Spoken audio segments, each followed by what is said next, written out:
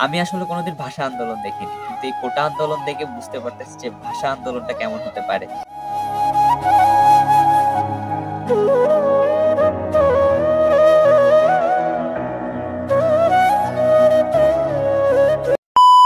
Hey guys, welcome to my new video. আজকে প্রায় ৮ দিন পরে আমি আমার ভিডিও বানাচ্ছি। আর এই ৮ দিনে আমাদের দেশে যে একটা অবস্থায় গেছে সেটা আসলে বলে বোঝানোর মতো না। তো এই ৮ দিনে আমাদের দেশে আসলে নেটওয়ার্কও ছিল না। এখনো কিন্তু কোনো ইন্টারনেট নাই। শুধুমাত্র আমরা ওয়াইফাই নেট ইউজ করতেছি। আর এই ওয়াইফাই নেটও কিন্তু অত ভালো কাজ করতেছে না, অনেক স্লোলি কাজ করতেছে। ওই কারণে আমি জানি না এই ভিডিওটা আমি ইউটিউবে ছাড়তে পারবো কিনা। আর এই ভিডিওটা করার একটা কারণ হচ্ছে যে কথাগুলো আমি নিজে ফিল করতেছি সেগুলো এখানে বলার জন্য। আশা করি আপনারা শুনবেন। তো আমি প্রায় ৮ দিন আগের কথাই বলি প্রথমে। ৮ দিন আগে আমি যখন ফেসবুকে ঢুকলাম হঠাৎ করে দেখি যে আসলে অনেকগুলা সমস্যা হচ্ছে আমাদের বাংলাদেশে। আন্দোলন চলছে, কোটা আন্দোলন চলতেছিল। তো এই কোটা আন্দোলন নিয়ে অনেক মারামারি, অনেক হানাহানি হচ্ছিল। আর এমন কিছু স্ট্যাটাস আমার চোখের সামনে এসে পড়ে যেগুলো আসলে দেখার পর চোখে পানি ধরে রাখতে পারবেন না আপনি। ফেসবুকে হয়তোবা এখনো যারা আমাদের দেশের বাইরে আছে তারা ফেসবুকে গেলে দেখতে পারবেন।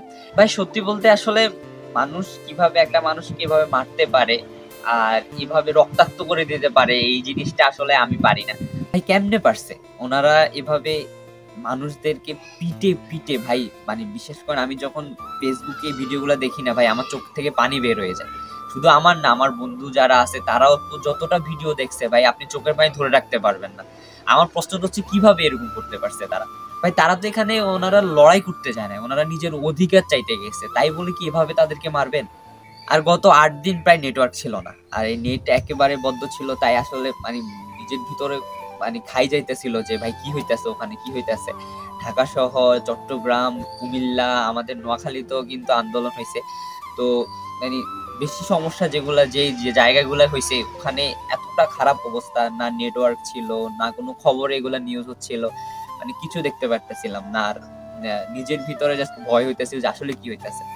৮ দিন পরে যখন নেটওয়ার্ক আসছে, তো আমরা যারা ভিপিএন ইউজ করি তারা শুধুমাত্র ফেসবুক ইউজ করতে পারে। তো ফেসবুক আমাদের বাংলাদেশে এখনো চালু হয় নাই। যখন ভিপিএন দিয়ে ফেসবুকে ঢুকলাম তখন আসলে এমন কিছু ভিডিও চোখের সামনে পড়ছে ভাই, মানে শকড হয়ে গেছি, পুরা ভয় পেয়ে গেছি। আর মানে চোখের পানি ধরে রাখতে পারতেছি না। মানে এমন ছবি, এমন ভিডিও গুলা চোখের সামনে আসে পড়ছিল। আর কিছু স্ট্যাটাস ভাই, এগুলো শুনলে আপনি ভাই, যখন আপনি এগুলো পড়বেন ভাই, চোখের পানি আপনার শুধু ঝরতে থাকবে। এমনটা আমার সাথে হয়েছে। জানি না আসলে আপনাদের সাথে আপনাদের মনটা কিরকম, বাট আমি খুবই ইমোশনাল একজন পার্সন। আমার এগুলো দেখলে আমার চোখ থেকে পানি পড়ে যায়। সবচেয়ে কষ্টের ভিডিও আমার থেকে আর সবচেয়ে খারাপ লাগার এবং আমার দুঃখের ব্যাপারটা যেটা লাগছে সেটা হচ্ছে একটা স্টুডেন্ট যে সব দিক দিয়ে পারদর্শী।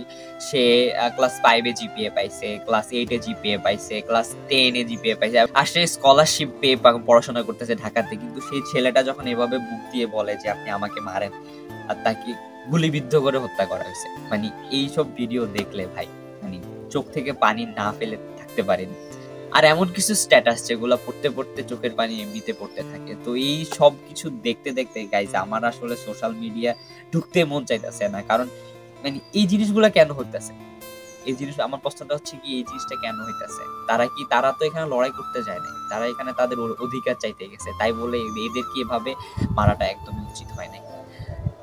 আসলে ফেসবুকে এখন ঢুকতেই মন চায় না। ফেসবুকে ঢুকলেই না কান্না করে থাকতে পারি না। ফেসবুকে ঢুকলেই ভিতরে একটা ভয় কাজ করে যে এভাবে মানুষকে মারতে পারে। আমি আসলে কোনোদিন ভাষা আন্দোলন দেখিনি, কিন্তু এই কোটা আন্দোলন দেখে বুঝতে পারতেছি যে ভাষা আন্দোলনটা কেমন হতে পারে। আর এই মনে হচ্ছে যেন এই ভাষা আন্দোলন থেকে কোটা আন্দোলনটা অনেক বড়ই হয়েছিল। তো গাইস, এটাই হচ্ছে আমার আজকের video. Thanks for watching guys.